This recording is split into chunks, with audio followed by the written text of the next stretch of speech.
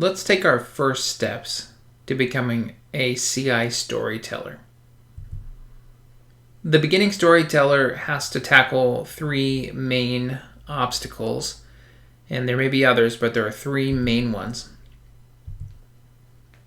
The first is disorganization. I suffered from this dramatically when I first started. There are so many different aspects to adopting storytelling, and being disorganized is a common theme among beginning storytellers. Task creep.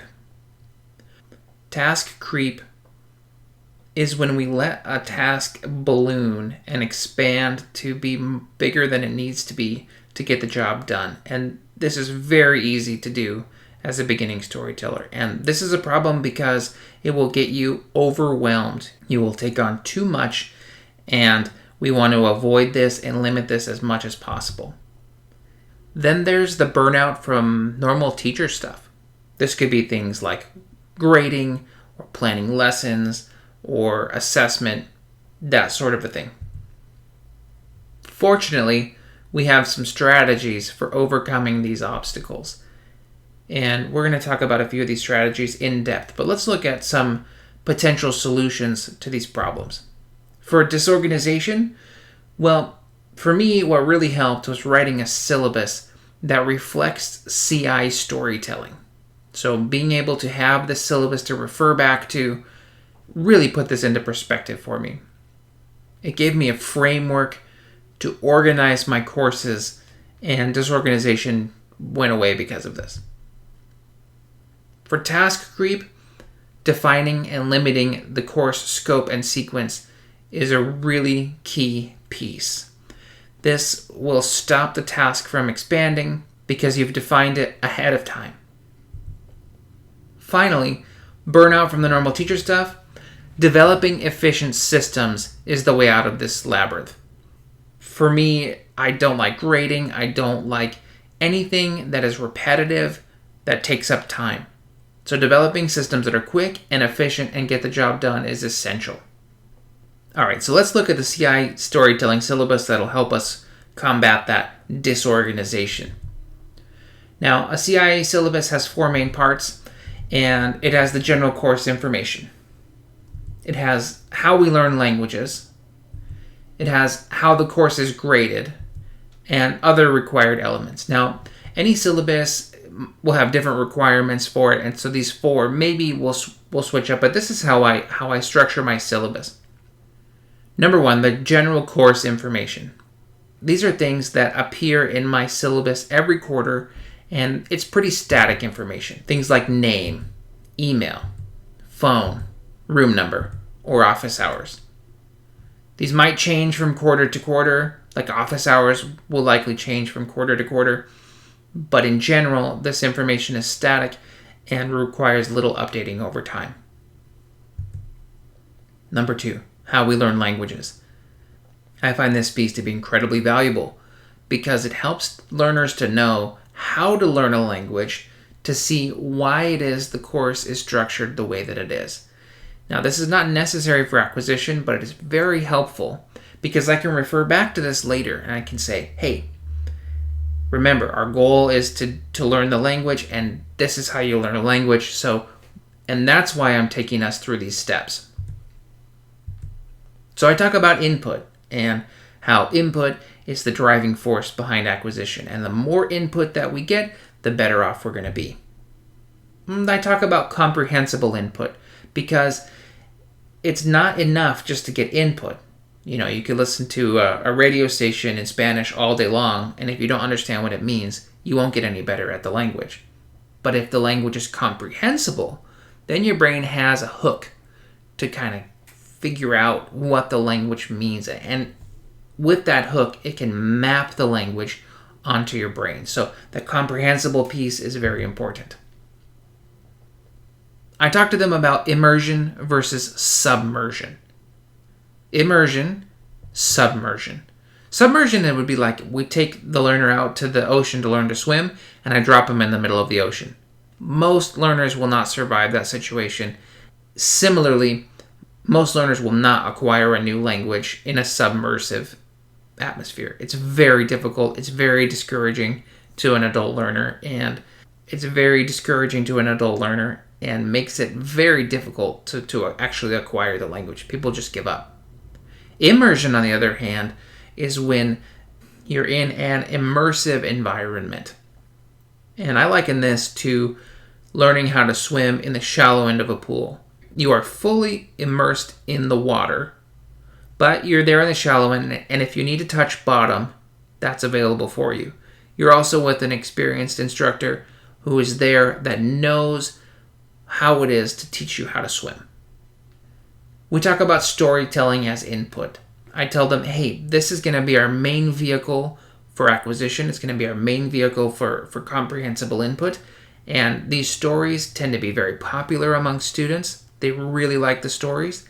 And as a result, we're going to use them as our anchor to keep the course from getting away from us.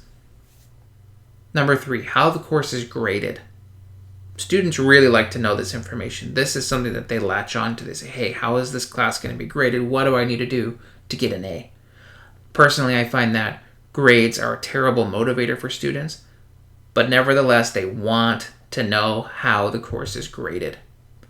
And so it helps to develop a grading system. And the way that I grade is broken down into 2 categories: formative versus summative. Formative assignments or formative assessments are something that happens frequently. They're things that help the learner build their skills in the language. Summative obviously happens afterward. This is more like assessment that carries a little bit more weight. And you'll notice that in my class, there's a 60-40 percentage split between formative and summative. The formative stuff happens all the time, and the summative stuff happens once in a while, less frequently, and happens after the fact to assess proficiency. The assignment categories then carry weights of their own. So interpersonal communication, homework are there in that formative category. Quizzes, in-class essays, yo puedo or I can assignments happen, and the oral story test, those happen in the summative category. Something else you have to decide is if you're going to have percentages or points. And in the past, I really liked the idea of having a point system where I had a fixed number of points, and as students earned points, their little pill bar filled up, meaning like in a video game, the progress bar filled up.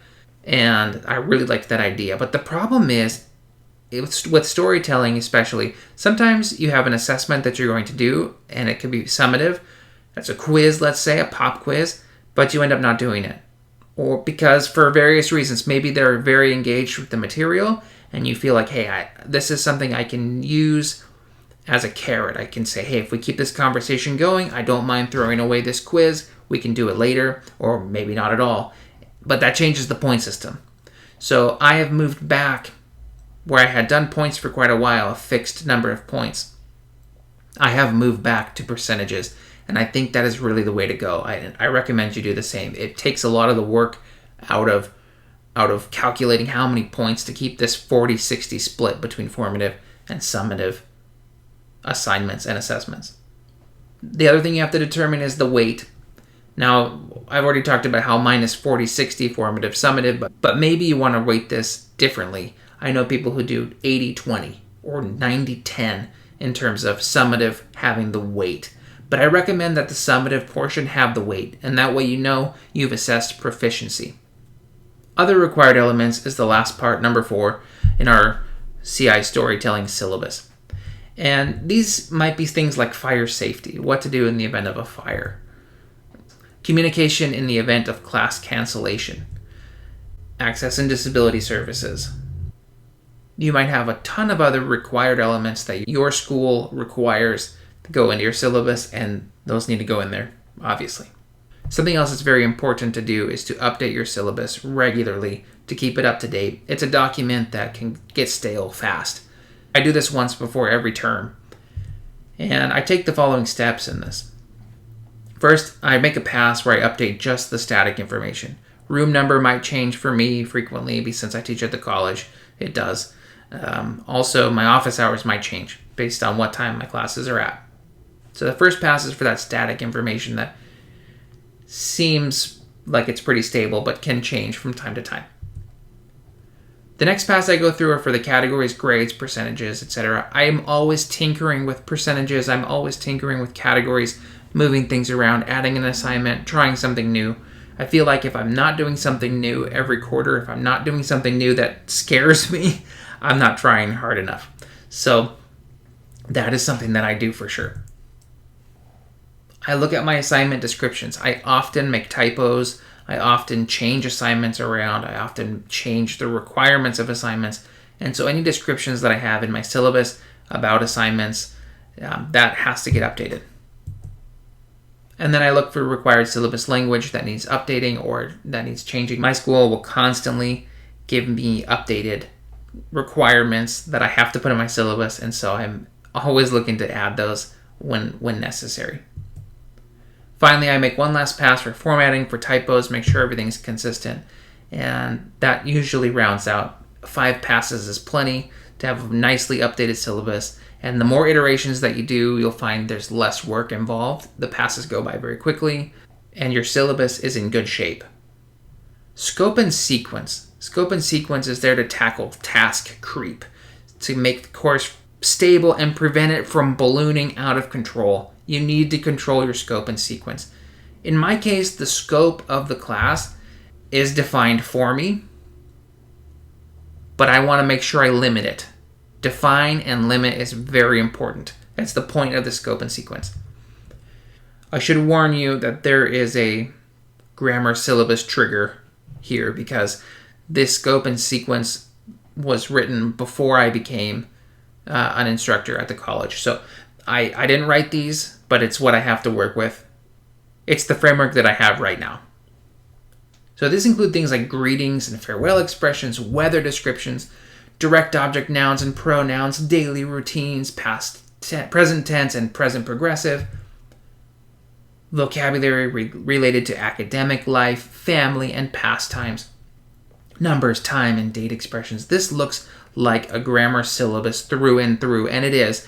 This came from a time where we were using a textbook before our department decided to be an immersive department, one that uses immersion. And so there was a lot of English grammar instruction that was going on at the college previously. And the student outcomes reflect this as well. There are things like comprehend speech samples by providing information pertaining to course content. I'll just put these up here.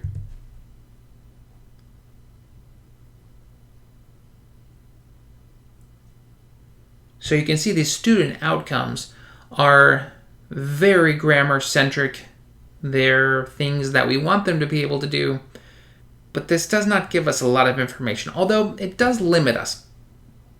We know that we need to have students be able to conjugate verbs, etc.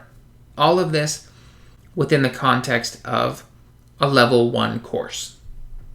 Fortunately, storytelling can get us through all of this, no problem, and I don't even have to think about meeting these student outcomes because by teaching via storytelling, all of these outcomes get met. This just is there as a limiting factor.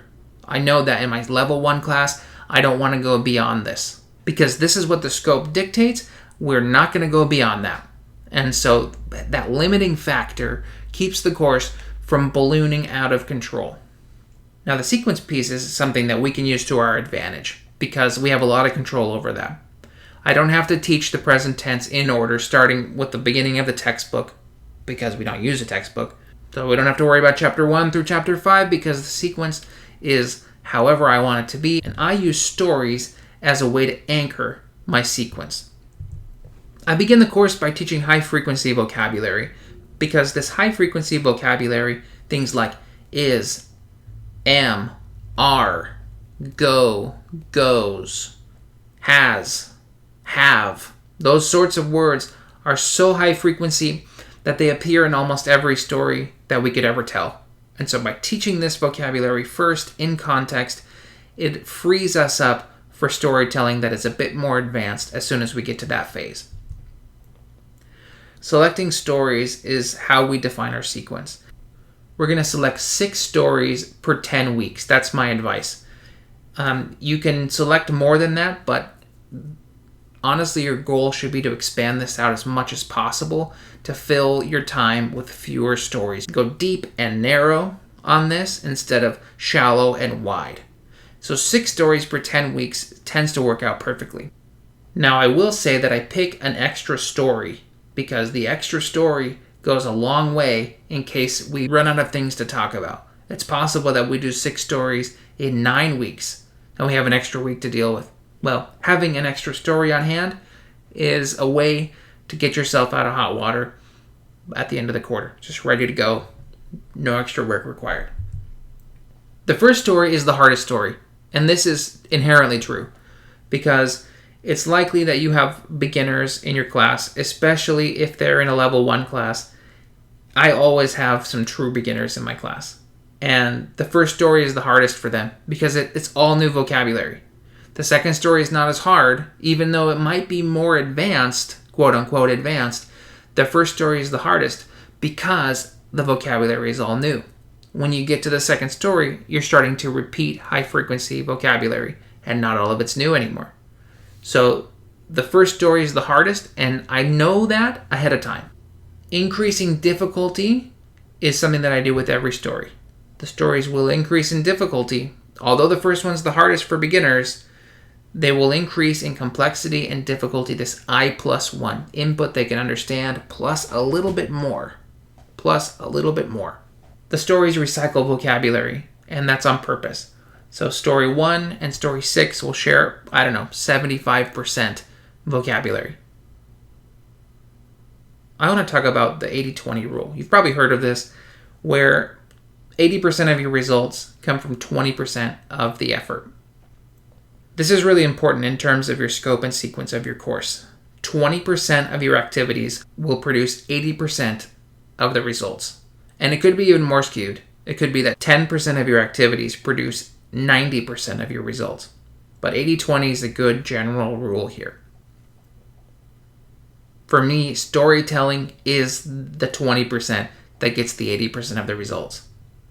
With that in mind, I lean into the stories and structure the course in such a way that they are the centerpiece, because that's what gets the results. Now, the last thing that we want to talk about is course systems. Course systems are things that can automate the boring stuff. And these systems will make your life so much easier. They're kind of like the cogs that make the machine run. One such system is lesson planning. Grading is another. A system for homework is really important if you assign homework, and I do. Okay, let's talk about lesson planning. The lesson plan is like your playbook. These are the things that you plan ahead of time that if you execute properly will result in a score. They'll result in a touchdown. They'll result in acquisition. So let's look at a day 1 of my week in the lesson plan. So it starts out with an entry task, and this entry task generally reviews the previous week. It takes the vocabulary from the previous story perhaps, or from the previous class period, and recycles it in a way that is a CI task, a comprehensible input task, comprehension-based task. Then I talk about routine items. Routine items are simple. They're things like, let's say it's the beginning of a quarter and my students are learning numbers. Well, maybe we spend some time counting in the language. Maybe we'll count by 10s. Maybe we'll count by 5s. Maybe we'll count by 1s. Maybe we'll count by 3s. And we'll practice our numbers in such a way that it is just something that becomes ingrained in us. Now, these items tend to be boring things that just need some repetition. And I spend time in class, but not much time teaching these things. I would say 5-10 minutes most on a routine item. And students can deal with this. They like the routine. And I started teaching this way after I had kids because my kids learn that way. They learn through routine. They learn through repetition. And if you can establish this and the students are okay with it, it's a great way to introduce vocabulary, teach the boring stuff, just get it out of the way, and you can recycle it later in context. The next step is to present new vocabulary, and I tend to do this with TPR, total physical response.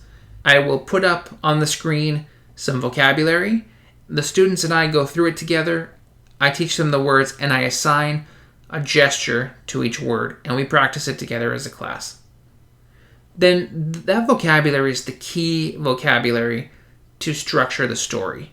And we begin telling the story with this vocabulary in mind. Those are the hooks that let learners acquire the language. It gets us into the story and be able to tell something much more complex than we would otherwise. And we end the class by summarizing together. So we won't finish the story in one day. There's no reason to do that. We want to extend it out as much as possible. But we'll summarize the story together. Day 2 is the same thing, very similar. There's an entry task, there's routine items, but now we're going to review new vocabulary. We're going to review the partial story from yesterday as a class, and then we'll continue and perhaps finish the story. It's sometimes possible to continue the story on for another day or another day even after that, depending on the class, depending on the students, depending on the story. But as part of my system, my plan is to continue and finish the story on day 2. Finally, we summarize the story again, and often this is done in a Word document projected on the screen. Day 3. We have an entry task again, where we are reviewing key vocabulary from the previous class, or maybe from the previous week even, something to keep us recycling essential vocabulary.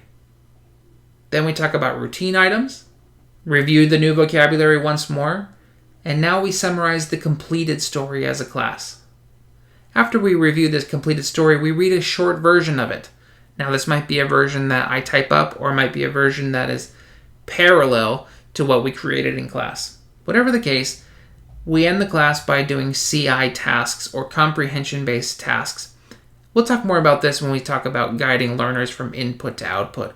But these CI tasks help to do just that. They guide learners from input to output. They might end in some speaking together as a class. It might end in some pair work. But it starts with CI. Always starts with CI and builds from there. Day 4. Very similar. Notice a pattern here. This makes lesson planning very easy. Entry task, routine items, review, summarize. This repetition is predictable. This repetition helps learners feel comfortable in the classroom. And when they're comfortable, their affective filter is lowered, which is critical for language acquisition to take place. Here there's a little difference. Yesterday, on day 3, we read a short version, a brief version of the story. This is the complete version now on day 4. And the CI tasks are a little bit more complicated. They might end in something that's more output oriented even than before. So we'll discuss this in greater detail. But this is a very simple system for planning lessons. Now let's end the week on day 5. Again, entry task, routine items, review new vocabulary, summarize complete story as a class, and then we do assessment. This is something, it could be a timed write, this could be an actual quiz, this could be all sorts of things. And finally, I read a chapter in a class novel with the class. And that is something we can do silently, it's something we can do as a group, we can do it in pairs, we can do all sorts of different ways to read a chapter of this novel, but it always ends up being more input, and generally this novel will recycle vocabulary that we've already seen because we deal with high frequency. At the time of this recording, I have a block schedule. And the way to do this is just to combine days. So we have day 1. We're going to combine day 1 with day 2. Obviously, you won't have 2 entry tasks, but you'll be able to tell an entire story in one class period. Then in day 3 and day 4, those are combined. We can read a short version and a long version during those class periods. So it's very, very simple and straightforward to do that. You might need some extra comprehension-based tasks to fill out the block, depending on how long it is. I have a 90-minute class, and I also have a 2-hour and 10-minute class that I'm dealing with, 2 different preps for the same level. It's very possible. Grading is another system that you need in place because grading can be one of those things that expands and expands and expands until it's out of control. It's possible to spend 10 hours grading one assessment, and that's too long. You need to dramatically cut back how much time you're spending grading, and for several reasons. But I think most importantly is that the time spent grading does not equal acquisition. It's a waste of time in general. So we want to get this done as fast as we can while still accurately assessing learner proficiency. So I have a grading scale that I use for a lot of things, and it's very simple. 2, 1, 0. You did it easily. There's a 2. 1, you completed it, but you struggled your way through at times. And 0, you didn't attempt it. Perhaps you were absent that day, something like that. This 2, 1, 0 system it's changed my life. Because now I know you did it easily, hey, you got a 2. You did it, but you struggled through, hey, that's a 1. Very straightforward to grade. Students understand this very easily. They think it's fair. And a lot of people get 2 out of 2 on stuff. And that's fine. That's totally fine, because the grading for someone who's learning a language is a bit out of control in most classrooms, I think. You don't need a 100-point system to grade someone learning a language. Especially if this is a formative task, 2, 1, 0 is perfectly acceptable. You could make it 4, 3, 2, 1, 0 if you wanted some more precision, but I think we don't necessarily want more precision when it comes to assessing proficiency. I don't think that it is really in our best interest. Homework. You need a system for homework. And for me, my system is on a learning management system, so it's online, and it's like a little workbook that they complete, and it's not the perfect system. But the system is implemented, and it requires very little tweaking from me once it's implemented every quarter. I have to set it up. There are some upfront costs to that in terms of the amount of time I spend to set it all up and get it working. But once it's working, it's humming along, and I don't need to spend any time on it except the occasional mistake that's here or there that I've found. Now, this has taken me a long time to set up. It's taken me years to develop the activities, to put them on the learning management system, to tweak them, to find the number of points that they should be worth, etc. But now that I've got it going, I'm in really good shape. And so you need a system that will also help you in this way. Evolving systems. All these systems are iterations. And the first iteration is the hardest one to do. So put yourself out there, get your system going, and as soon as it's up and running, you can start making iterations on it. The next one will be better, and the next one will be better, and the next one will be better. And sometimes you might introduce a bug, like in a piece of software. You might have a bug that gets introduced. But the next iteration will squash that bug and maybe introduce a new bug. But the next iteration will squash that bug. And over time, your systems become highly refined, and they work like magic for making your course run smoothly.